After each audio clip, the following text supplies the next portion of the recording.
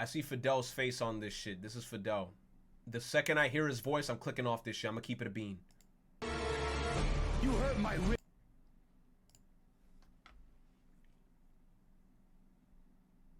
Everything that you see tells a story. And when you look at things superficially, that story may not always be immediately apparent. In fact, it may be a bit ambiguous, mysterious even, but that often means that the story in question is so much richer and complex than we ever could have thought. This is especially the case when studying human behavior and the often rapid changes it experiences over time. One of the most diverse and distinct periods in this regard would be the 1990s. The Not only is 90s! this decade one of the most memorable in recent time, but arguably one of the most contentious, being on par with the 1950s as one of the most idealized and celebrated periods by those who lived it. But at a glance, what is not to love about this decade? Overly baggy jeans, which are super comfortable to wear, bright neon colors, abstract and geometric shapes, VHS, people saying things like, far out, all that in a bag of chips. Don't go there, girlfriend. I am one crazy mofo. I had to pop a cop because he wasn't giving me my props in Oaktown. No? What? I heard that somewhere. But where did all these things come from? Why did the 90s look this specific way? What caused it? And when did it start? And when did it end? There is an unofficial term. I feel like it ended in the 2000s because then they went into like this really like techno pop era around like, yeah, around the early 2000s. I remember when, because the second it hit the 2000s, everybody was just thinking about the future. They were just like, oh, everything's going to be futuristic on some like the Jetsons bullshit. That's why. You said Y2K? Bro, what does Y2K even stand for? This is like, does Y2K stands for year 2000? That sounds like some Zoomer shit, like somebody made that up. I just call it the 2000s. What does Y2K stand for? Year 2K? I just be like the 2000s. Year 2000? I hate saying Y2K. That sounds like some Zoomer shit. I'm just going to say it's the 2000s, bro. Term for the study of this type of social phenomenon, decadology, and it specifically focuses on the unique traits and characteristics of each decade and why they exist. The aesthetics and atmosphere of a given time period are dictated by the political, technological, and social ideations of the time, and they are often so complex that there's often never a single answer for why a trend comes and goes. But there are theories and educated explanations that are collectively agreed upon by people who study this aspect of world history. Today we look at the plastic denim era of the 1990s and what exactly gave it that sense of style.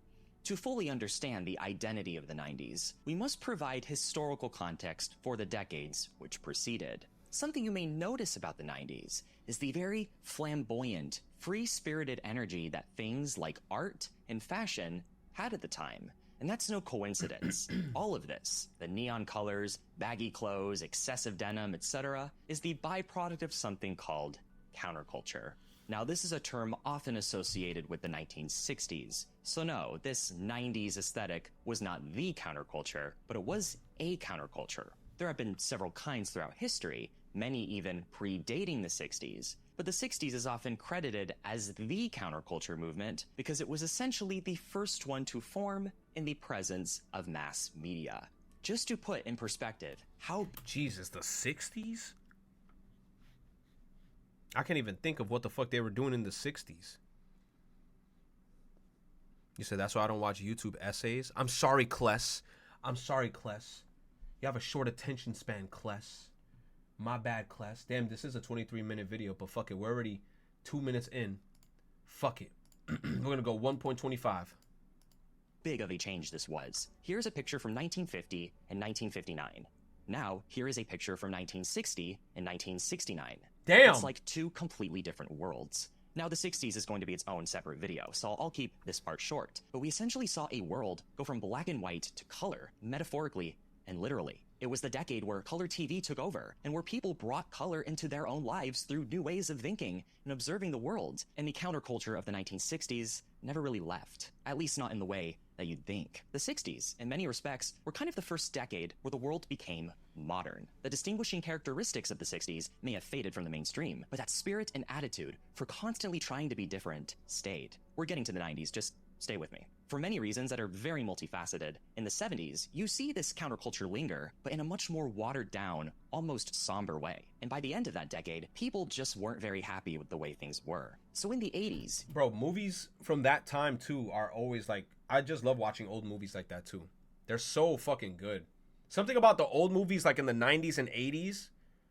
I don't know if they're like any movies in like the 70s, but it's like old movies just be hitting different, bro. You see a pushback against this liberal counterculture movement with a culture that's truthfully self-contradicting. You have this Reagan-style conservatism and a return to family values that is somehow also mixed with an even more liberal pop culture than the one that existed in the past. You have hair metal bands, people dressing much more androgynous, men in makeup, etc. It was a very conservative time, yet also super liberal.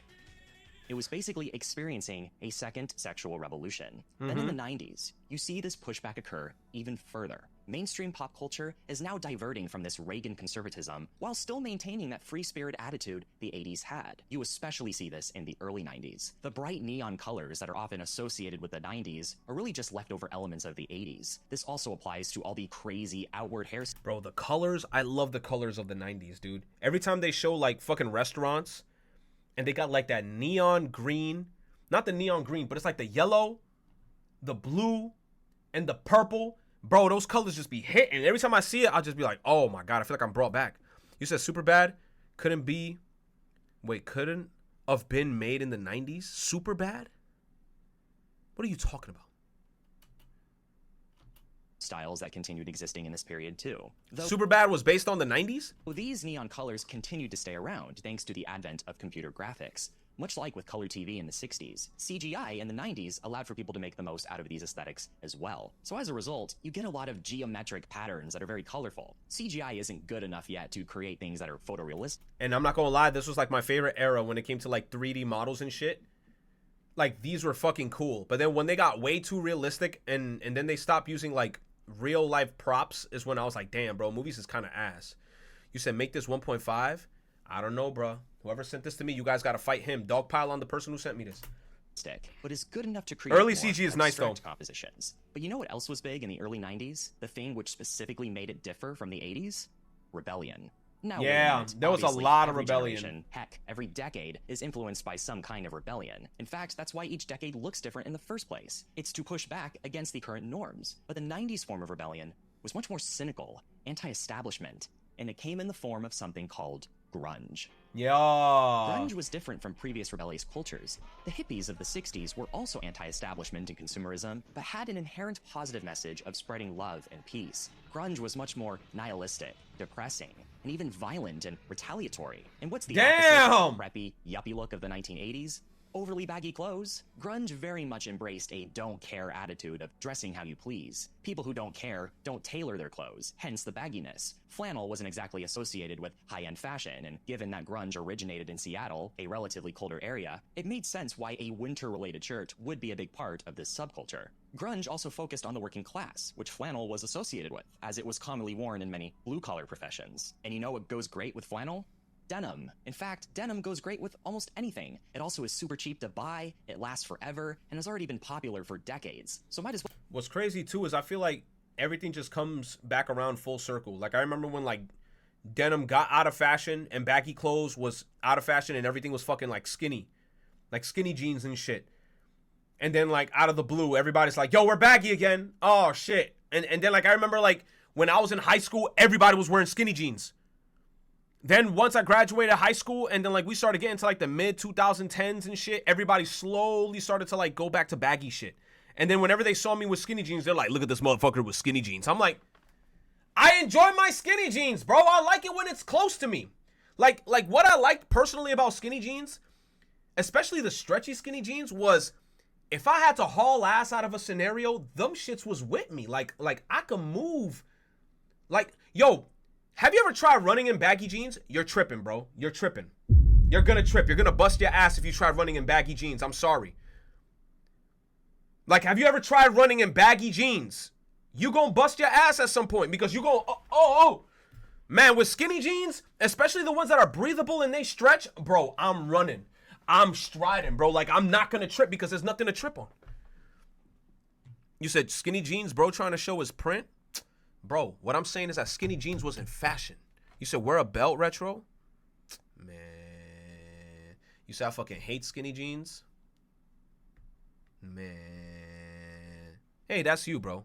If you like baggy jeans, you can enjoy your baggy jeans. The only thing that I do like about baggy jeans is that they have big pockets. So you can like store a bunch of shit in there. But once again, if you get into a scenario where like some crazy shit is happening and you got to haul ass, you're going to trip on yourself.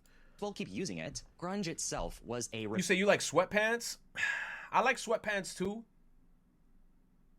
But they got to look a specific way if that makes any sense. Cargo pants is cool too. I fuck with cargo pants. Rebellion of 1980s conservative values, which is exactly why much of grunge's style has a very grassroots kind of look. With this social tone present at the beginning of the decade, especially with the 1990 to 1991 recession just occurring, grunge naturally became super popular. But of course, the corporate pop culture didn't really want to recognize it as mainstream. Heck, that's why they called this type of music alternative. But popular music very much embraced this working class aesthetic as well, just in a more upbeat, positive way. Another working class outfit they incorporated? Overalls. And so, when you take these new trends and combine them with the more refined trends Yo, Lunette the Clown, bro. Yo, you get a veterans discount if you know what this show is.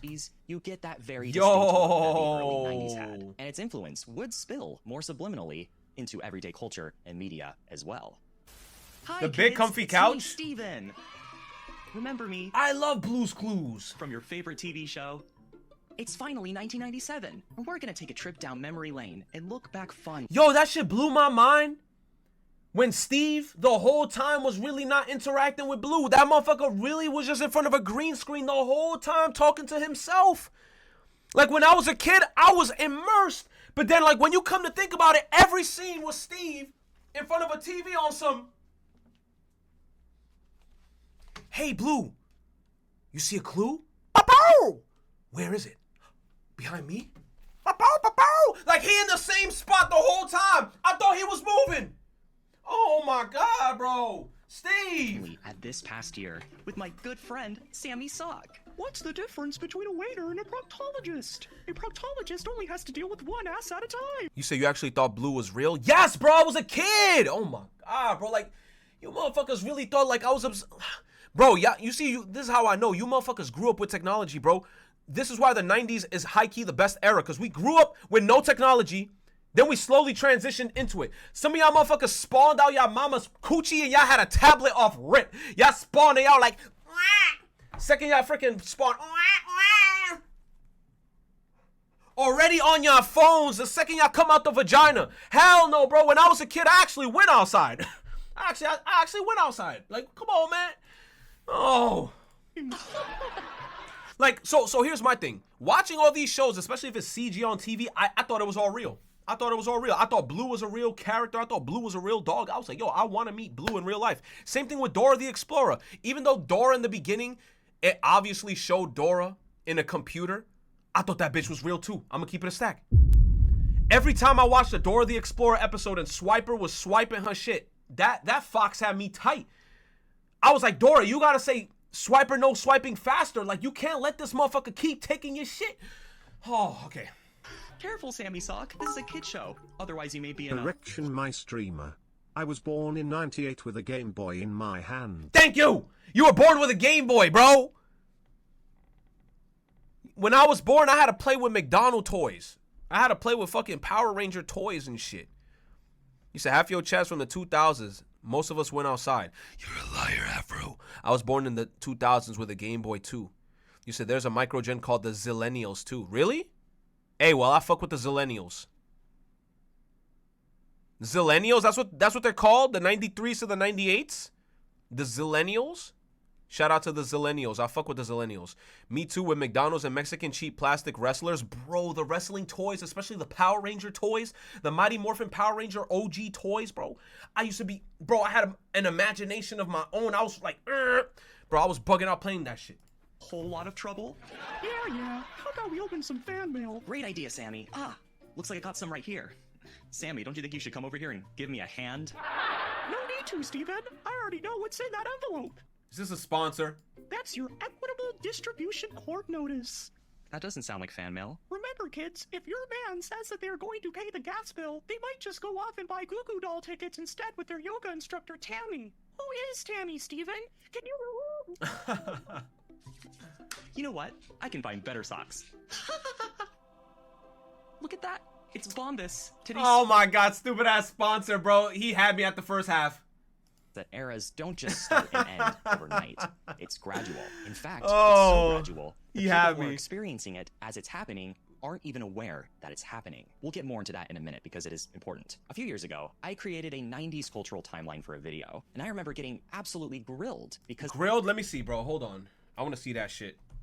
it's happening aren't even aware that it's happening. It's so gradual that thank you to Bombas for I missed it. grilled because I Go back. created a 90s 90s cultural timeline, the difference between early, middle, and late 90s. 1990. You see, I was born in 92. I know somebody in the chat about to be like, damn! That's an old-ass motherfucker. Right? I grew up around 92, right? Grew up. I was born in 92. Then I started forming, right? Around here. Then this is when one of my sisters were born, 95, right? That's when I started, like, seeing, you see, look, all that, Nickelodeon, The Mask. I definitely, like, watched all this shit. Yup. Then we started getting here. Yo, Tamagotchi, I remember. You see, look, I couldn't get into rap and shit because I was still too much of a kid. Teeny Babies, I remember. Yahoo. Netscape rings a bell, but I don't remember 100%. eBay, shout out to eBay. I still shop on eBay. Shout out to eBay. Amazon, damn, that's when Amazon started. AOL, American Online, that's how you got to get into the internet in the first place.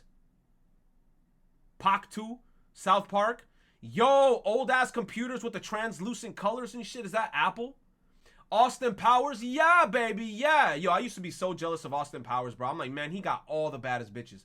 Matrix, SpongeBob, yup.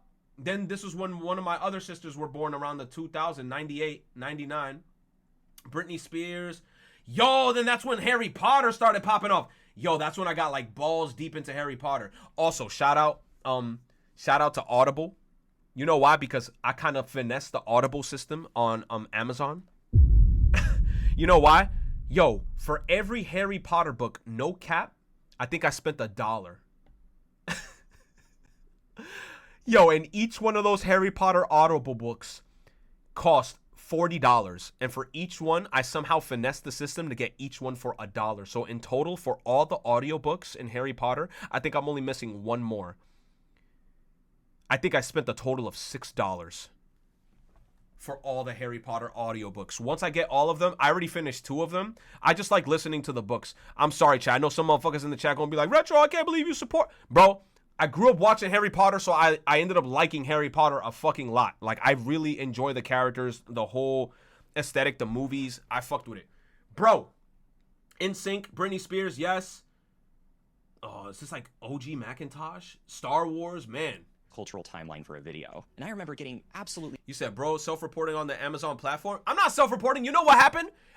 Audible hit me up saying, hey, if you subscribe with Audible, for the first 3 months is $1. And then after that, you're going to start getting charged the $14.95. Chat, then what did I do? What did I do then, chat? Yeah, just put the pieces together. What did I do? After I did that, a couple months passed by, then a year passed by, then they hit me up again with the same sponsorship, not the same sponsorship, the same deal where they were like, hey, if you subscribe for 3 months for $1, then on the 4th month you have to pay $14.95. Guess what I did again? Put the pieces together. Yeah, Marson. This nigga right here. No, bro, no. You said growing up during the Star Wars prequel era? Cancel. You see, Nathan, you get it. It's over, Anakin. I have the high ground. Yo, that scene is always iconic. grilled because I included stuff from the early 2000s as well as the late 80s. Their argument was, well, the 90s started on January 1st, 1990 and ended on December 31st, 1999. Well, yeah, of course. Haha. But that's not what most people are really talking about. It's not like people woke up on January 1st, 1960 and were like, Oh, it's finally 1960. No, exactly. I agree. Well, I wasn't there, maybe they did. What we're talking about is the distinct traits that make up that era that we associate with that decade. And this does not happen overnight. Exactly, it doesn't happen overnight because when you're born, like for example, that's why I said I was born in 92. It takes at least 3-4 years for you to like, you know, when you're still a baby, you got to start walking and then start like going to school and then processing shit. That's why I feel like I was born in 92. By like 95, 96 is when in my head I'm like, okay, now I'm starting to consume shit from the 90s because now I'm watching TV. Now, like, Pokemon started getting introduced. I started collecting the cards. I started, like, watching Power Rangers. Started watching a lot of tube television. That's what he means. I understand what he means. I'm in Love by The Cure was released in 1992, but in my opinion, I still consider it an 80s song. It still has all the characteristics of the songs that were popular in the 80s. This is different from songs made decades later that intentionally try to emulate the style of the 80s, because What's Friday good, I'm in Retro? Love is I'm trying to glad be I 80s. showed you It off kind of mind wave to the part it distracted you from getting your boiling water lol. Oh my god. Meanwhile, all of the Kickstarter goals have been reached. We getting that online versus mode. Bro, I supported that shit too. Yo, I legit made a Kickstarter for that game. I freaking threw money at that game. Like I'm expecting high things from the people, you know, the developers. I'm excited to see that game, you know, come out years from now. So I definitely supported too. That was the first time I've ever supported anything on Kickstarter, but it's like I fucked around with the vibe and aesthetic so much. I was like, yeah, I would totally fucking support this. Thank you, Zell. It just is, unintentionally. Crazy Little Thing Called Love is not a 50s song because it was made way after the 50s and is specifically catering to the 50s nostalgia of the time. But I Told Every Little Star by Linda Scott, I would certainly call that a 50s song, despite it coming out in 1961. My point is, the start and end of a decade is much more than its calendar date. So when did things stop feeling 80s and start feeling 90s? Obviously, questions like this are incredibly subjective, and every person's answer is going to be different. But the most popular answers include the release of Nevermind, the election of Bill Clinton, or even the fall of the Berlin Wall, which would subsequently lead to the collapse of the Soviet Union, which occurred just 3 months after the release of unrelated Belgian techno anthem, Pump Up the Jam. Pump up the Sorry, jam. It's not even my joke. I had to. Despite the early 90s recession, the economy recovered relatively quickly, and the end of the Cold War did bring an aura of positivity to the decade. In fact, our ability to finally become the winning side of what was essentially a century-long conflict on top of all this really helped make the 90s feel like it was the end of history. It was an era of good feelings. And there have certainly been periods like that before. I think this is a big reason why there's a sort of gatekeepiness to 90s nostalgia. Whether or not you truly qualify as a 90s kid. Gak? Oh my gosh, bro, you just threw me into the past. What that nasty ass goop. 50s nostalgia. A lot of the people who are nostalgic of the 90s were kids at the time. They didn't have the response. Yo, imagine somebody saying, yo, I'm about to gak. Gak. I'm sorry, Chad, I'm nasty. Responsibilities and problems that 90s adults had to experience. And when you add these circumstances of optimism to that, understandably, how could you not love and romanticize a time like that? Going back to that ambivalence that was present in the 80s, yes, this optimism and the angsty grunge attitudes did in fact coexist. Because while the 90s economy was quite solid, the 90s work environment was also very utilitarian. It was arguably the ultimate era of the 9-to-5 office job. Yo, on God. That's why I feel like personally I am a good worker. Like, people in this generation now, yo, the second they're unhappy, they dipping. But I feel like people from the 90s, a lot of them will stay in that job even if they're miserable.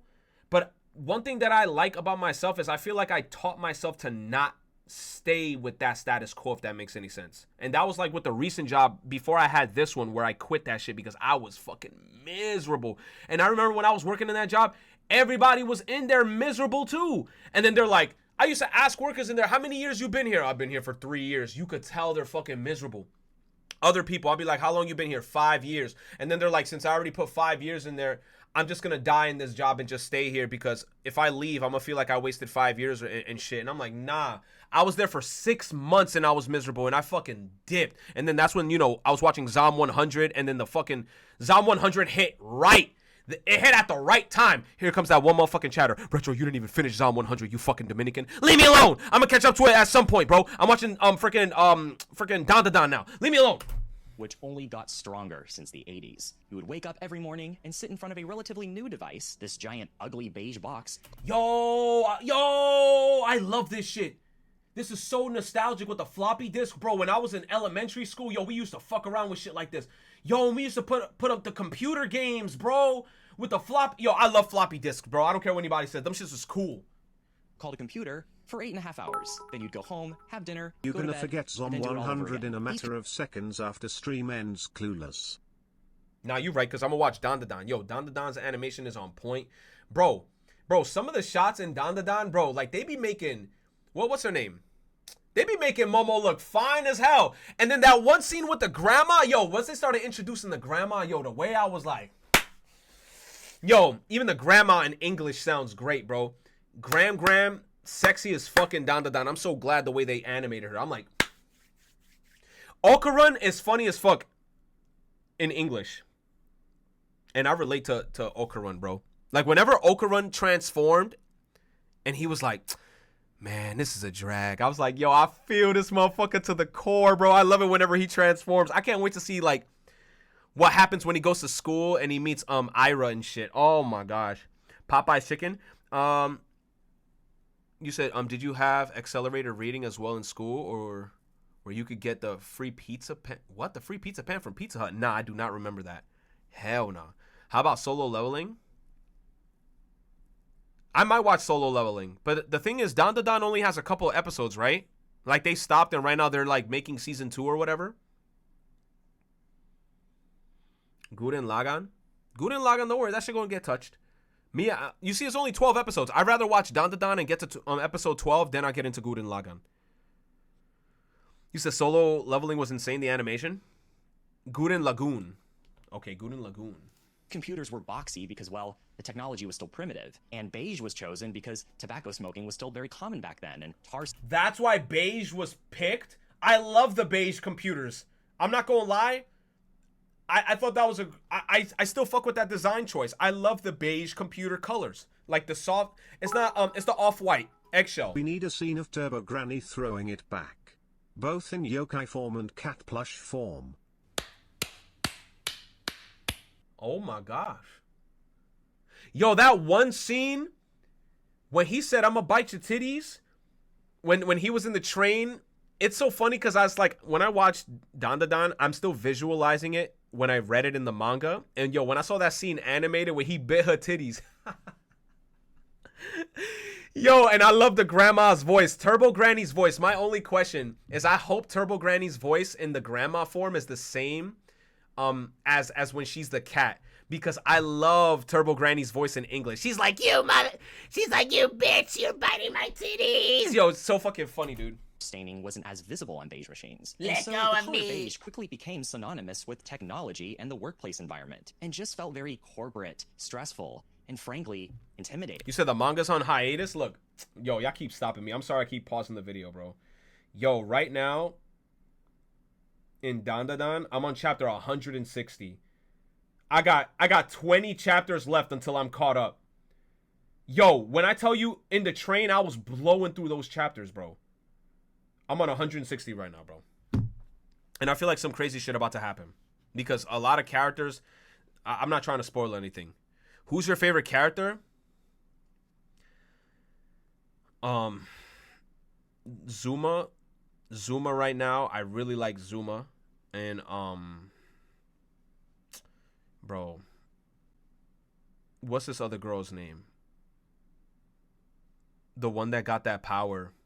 Man, I'm not trying to spoil, but Zuma right now, I'm in his arc. I'm fucking with that character like crazy right now. Ira's really nice.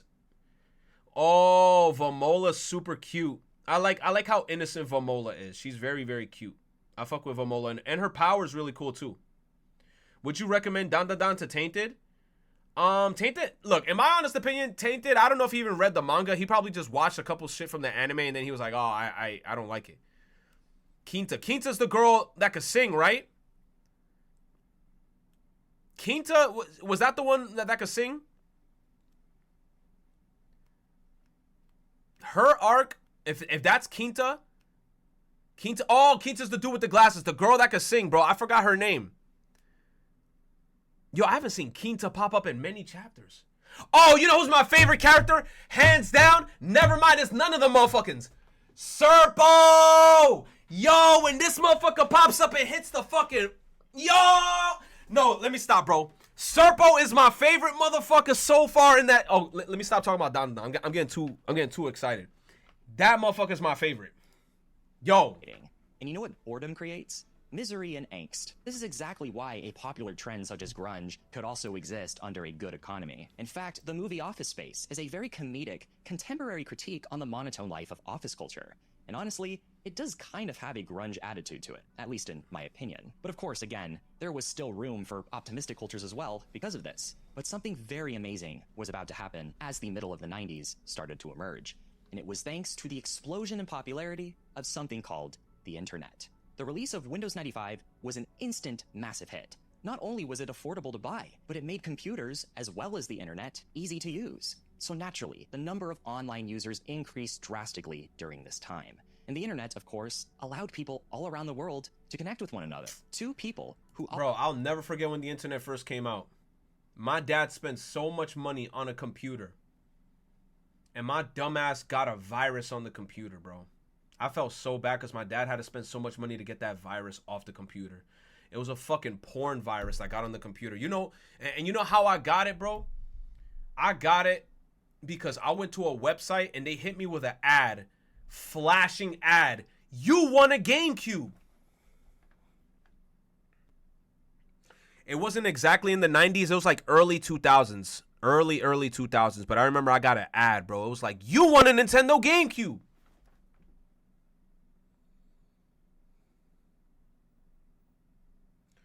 Bro, I pressed that shit. It was like, enter your information. Bro, I put my information and I just started downloading shit. I put my information and I just started downloading shit and I really thought I won a GameCube. Bro, when I tell you, I went back to the home screen and all I kept seeing was thumbnails of dicks, thumbnails of naked women, like, you know, like little shortcut icons. Oh my God, and I'm shitting bricks. I'm like, wait a minute. I'm like, is that a dick? Is that titties? I was like, oh my God, my dad's gonna use the computer. Bro, I kept right-clicking those things and deleting them. And they kept coming back. They kept coming back. I kept on right-clicking, deleting them. They kept coming back. I know bro got grounded for a week for that and an ass whoopin'. No, bro, I lied to my dad and I said I don't know how he got on the computer. Then he paid someone to fucking remove the virus and he spent a lot of money. I still feel guilty to this day because of that shit. Just like Ron Jeremy, they kept coming back. Ron Jeremy. You say he believed that? Bro, I was a kid. But I ain't gonna lie. I feel like I didn't really start gooning till like... I ain't gonna lie. I didn't really start gooning on computers, I think, till like 2007. Between like 2007 to 2010. Yo, once my horny ass found out about hentai...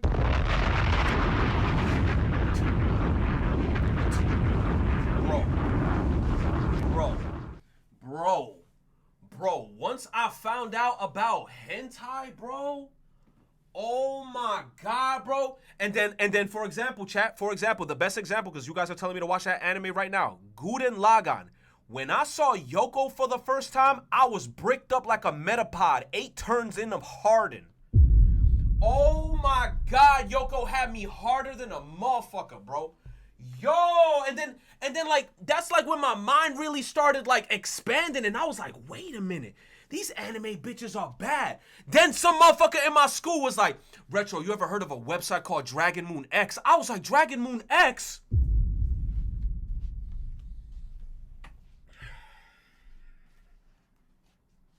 I was cooked. That's it. I was cooked. You said, why you took your pants down? Because I'm hot right now, bro. Let me chill with my damn... Can we talk about why you started pulling your pants off when we got into the hentai talk? I got hot. I got hot, man. Let me take my damn pants off. Shit. It's that it's winter. I don't know. This room is hot as hell. This room is hot as hell right now. I don't know why. I just started getting hot when I started talking about hentai. Let's continue, bro. Let's continue. Level 20 Gooner. Nah, bro. Nah. And then that's where I met like one of my best friends in high school, Momo. That's funny. His name was Momo. And I'm watching an anime with a character called Momo Ayase. That's insane. But that's where I met one of my best friends in high school. His name was Momo. This motherfucker was looking at hentai, Smash Brothers hentai on a PSP. On a motherfucking PSP. And I was on top of the bleachers. And I was peeping. I was on top of the bleachers like, yo, and he's there looking at hentai. In gym.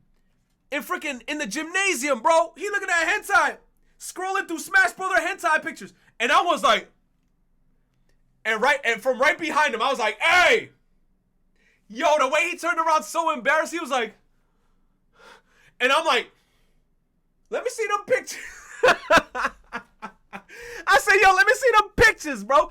I want to see them pictures too. And then that's how we made a friendship. I said, let me see them pictures. I see some quality in there, man. Otherwise would have never known that the other person even existed could now be best friends. Truly remarkable. Oh, this man. new technology and its immense capabilities, along with the booming 90s economy and the aura of optimism, allowed for the creation of new subcultures. So many new subcultures, in fact, that it was arguably the biggest cultural... You said who was he gooning to? Zero Suit Samus.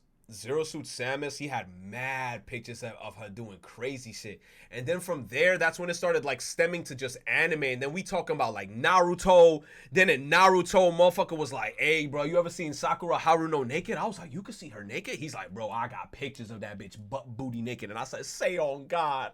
Say on God. Bro, I got to see Ino, Sakura Haruno, fucking Temari, freaking the damn teacher in the freaking Chunin exams that was always on butt booty naked with the fishnet leggings. God damn.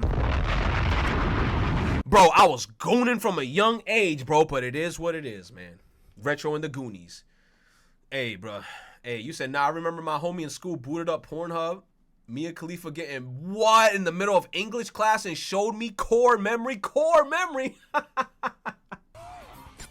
Bro, He said I was core 5 years memory. old when I found out.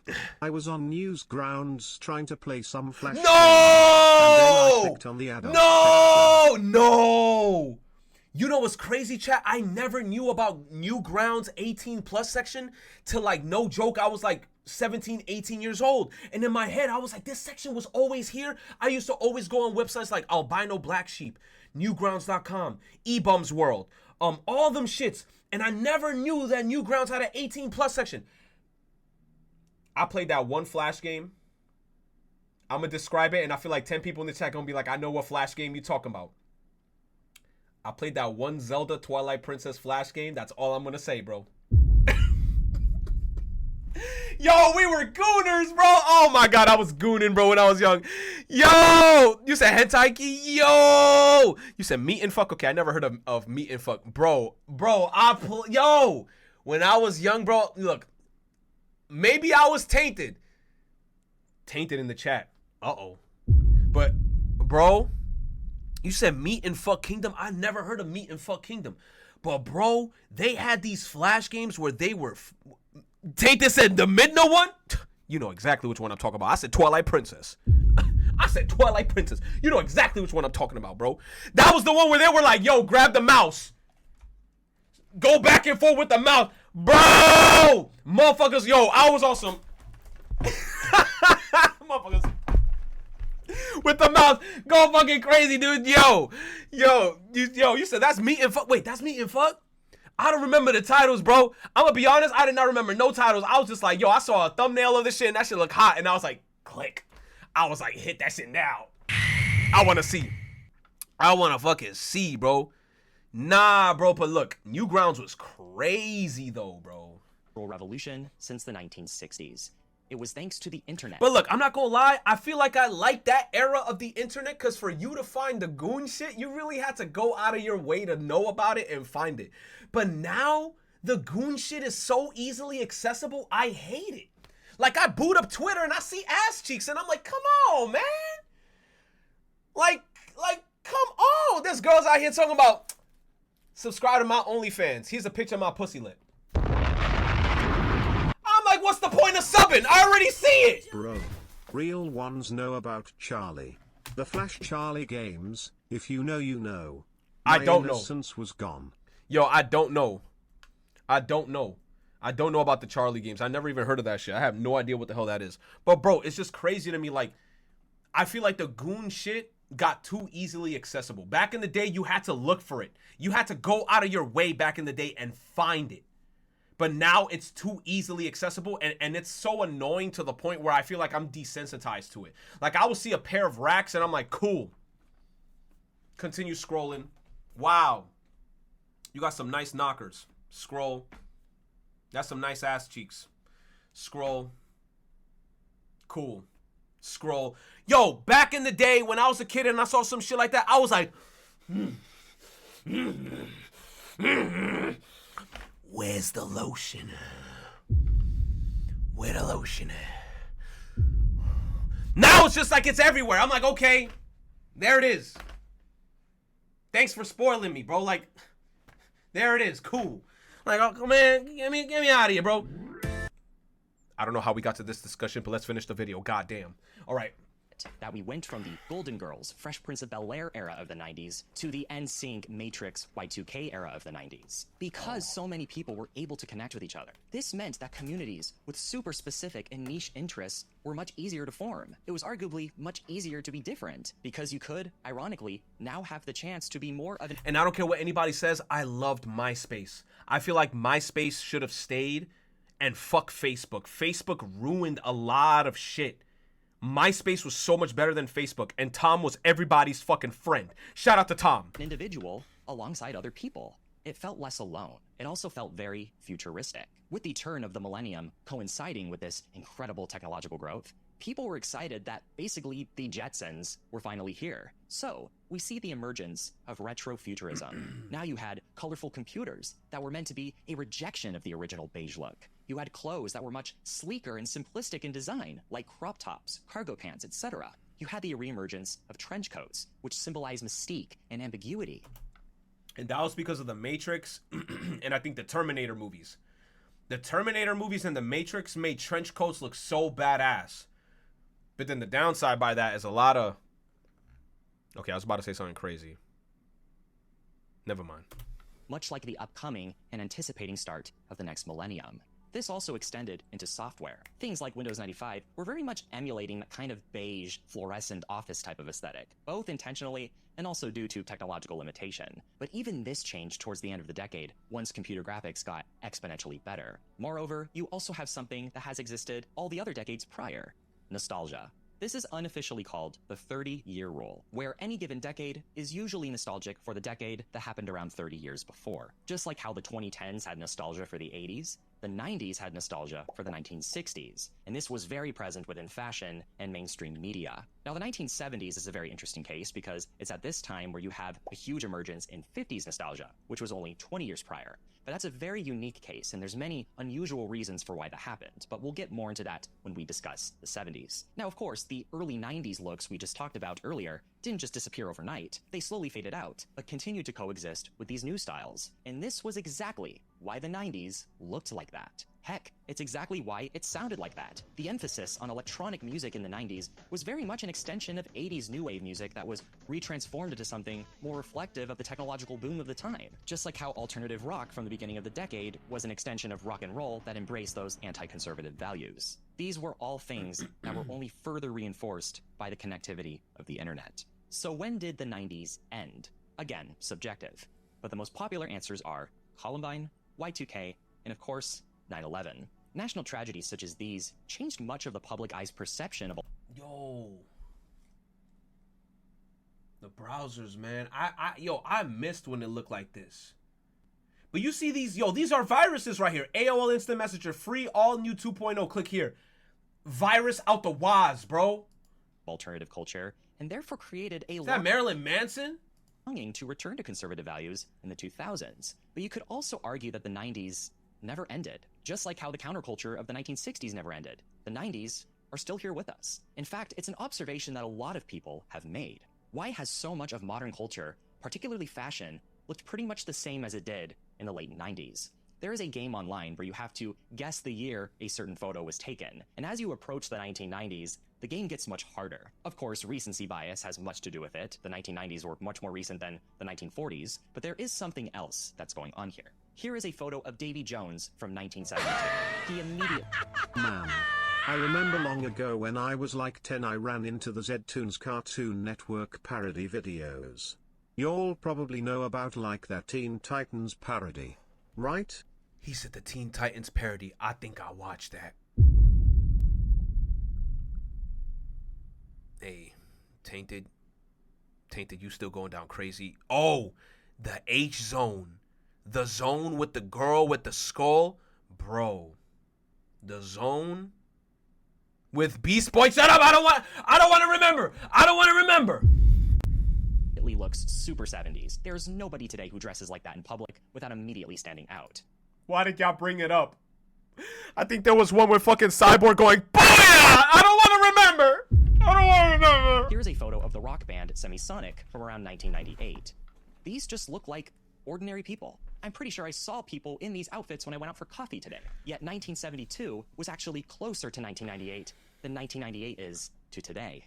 The TV show Better Call Saul takes place in the early 2000s, but if you knew absolutely nothing about the show and watched a random clip of it, you wouldn't spot that right away. With the way people are dressed, it can very easily take place in the modern day. They just don't have to put that much effort into making it look like that time period.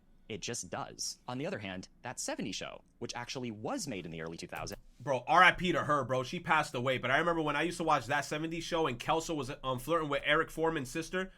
Bad. And she was wearing all these shirts with no bras on. Bad. Takes place in a time period that is just as far away from then. Yet it's immediately noticeable. There is objective... Bro, if I was Kelso, I would have been like, yeah! Yeah, man, but she passed away, man. Rest in peace. A cultural stagnation going on. And once again, it's all because of the internet. When the internet opened the door for so many different communities and subcultures to be created in the 90s, it of course created exceptions that prove the rule. Things got so over-diversified that it ironically went full circle and became homogenized again. The 90s were the last decade where mass media was... Yo, I miss when the buses used to look like that. ...became homogenized. Things got so over-diversified that it ironically went full circle. Yo, the setup wizard. Yo, did I freeze, bro? I did freeze. My camera bugging out the zoo. I freeze. Somebody help me.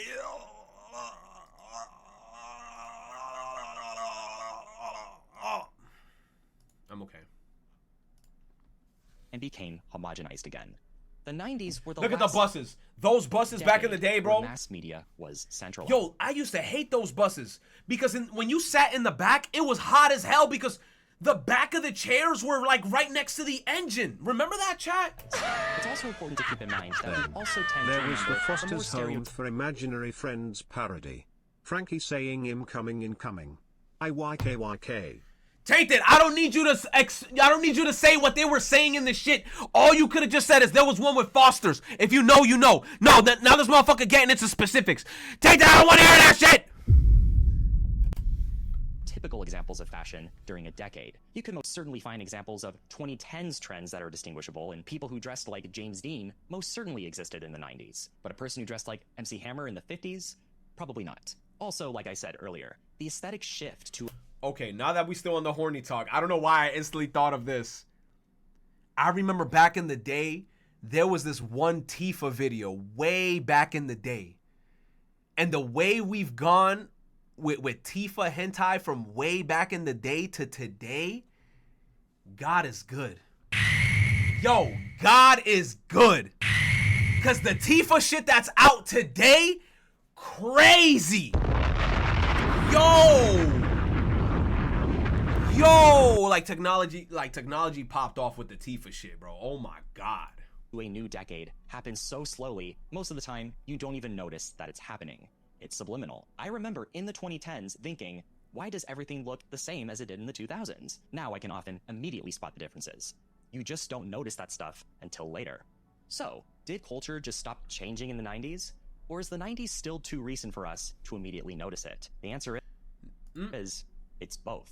Now, are all the Yeah. explanations that I gave to you about the 90s the gospel? No, of course not. In fact, the reasons for why decades look the way that they do is often so complicated that there will never be a single answer. But that's because human nature is complicated, and there is so much beauty in that it literally takes on a physical form through pop culture that is often powerful enough to be studied for generations to come. A user on Patreon recently asked me what my thoughts were on the growth of NeoCities, which is an online community that focuses on building static web pages with full customization and Yo!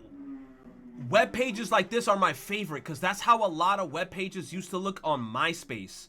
And on MySpace, I remember when I like one day tried really hard to make my page look something similar to this, and it was so fire. And I had like a music player automatically playing music, and it was not even visible to the person checking my page out, which made me feel like I was really in my bag. Like playing my own music, nobody could fucking see what music I'm playing because it was like hidden within like the HTML coding.